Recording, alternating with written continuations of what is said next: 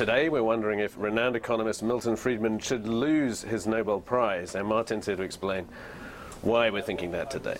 Well, those of us who are believers in Friedmanite economics get ragged every month when the consumer price index comes out. Right, and today it was benign, I think. Yeah, it was benign. It was 2-point-something%, and, you know, there's no inflation, or not very much. Right. Meanwhile, money supply, the M2, or the money of zero maturity that the St. Louis Fed has, that's an M3 proxy, is going up almost 10%.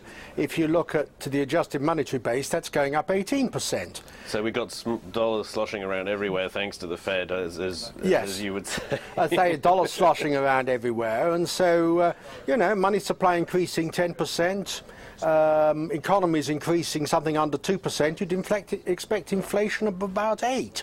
So where is it?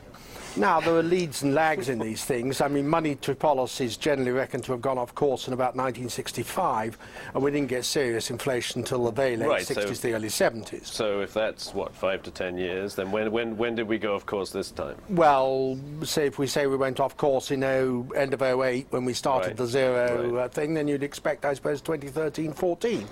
But when lags are so long, can you attribute a causal link, though, that if you have a sort of 8-year lag, can you really say, well, this happened 8 years before and then something else happened 8 years later? The lag isn't usually quite as long as that, and you can see the inflation coming a bit quicker than that. I mean, in the late 60s, you were getting inflation by 69, which is sort of 4 years after. And the usual figure is sort of 18 months, 2 years for the lag. But in this case, we have weak employment, so you don't get wage inflation. There are monetary velocity, reasons why it's not happening, right? Money velocity is clearly well down, whatever the hell money velocity means.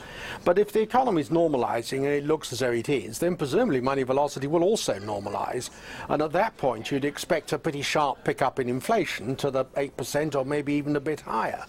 And Ben Bernanke says inflation's going to be low till the end of 2014, so we can keep interest rates low.